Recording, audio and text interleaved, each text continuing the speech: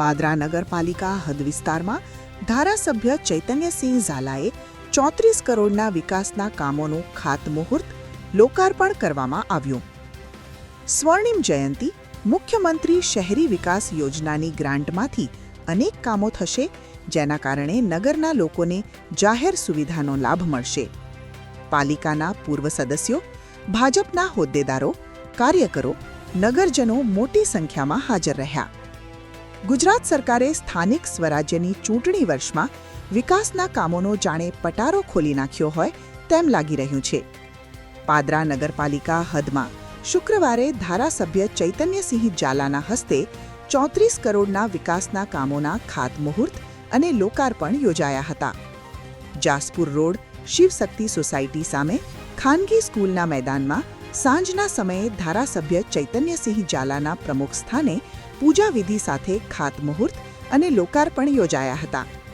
જેમાં રામેશ્વર તળાવ પર પાથવે સ્ટોન ટીચિંગ વગેરે અંદાજિત ₹1,66,145 ઉપરાંત પાદરા નગરના વિવિધ વિસ્તારોમાં ગટરની મેઇન લાઇન નાખવાના કામે અંદાજિત રકમ ₹69,90,856, ભોઈવાડામાં સંતરામ મંદિરથી લતીપુરા નાળા સુધી, પુલિસ લાઇન મેઇન રોડ સુધી તથા સામળકુવા છીપવાડ તળાવ સુધીમાં, સારેજા એસટીપી પર સોલાર 75,82,000, સયાજી સર્કલથી ફાટક સુધી રોડ બનાવવાનો અંદાજિત કામ 27,29,500, 15% વિવેકાધીન ગ્રાન્ટ વર્ષ 2025ની ગ્રાન્ટમાંથી પાદરા જંબુસર હાઈવે પર લાઇટની સુવિધા પૂરી પાડવાનો લોકાર્પણ, અંદાજિત 17,77,000, વિવિધ સોસાયટીઓમાં પેવર બ્લોકના કામો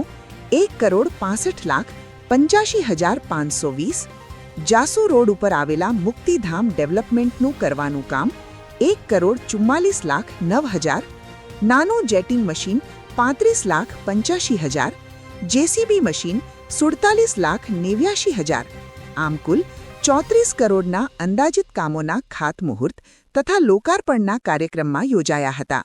પાદરા નગરપાલિકા વિસ્તારમાં ઘણા વિસ્તારમાં ગટર લાઇનની તકલીફો છે.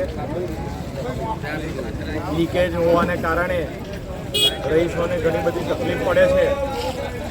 આવી તકલીફો ધ્યાને રાખીને ગુજરાત સરકારશ્રી દ્વારા પાદરા નગરપાલિકા વિસ્તારની મુખ્ય ગટર લાઈનો બદલવા માટે 31 કરોડ રૂપિયાની ગ્રાન્ટ ફાળવી છે. આજ રોજ તેનું ખાતમુહૂર્ત યોજવામાં આવેલું હતું.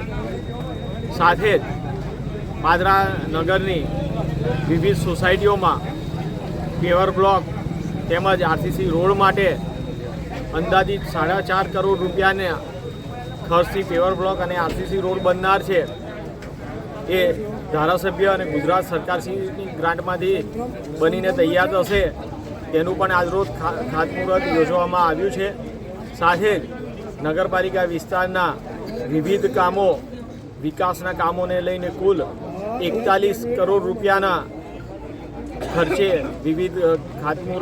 વિવિધ કામોના ખાતમુહૂર્ત આજરોજ યોજવામાં આવ્યા હતા.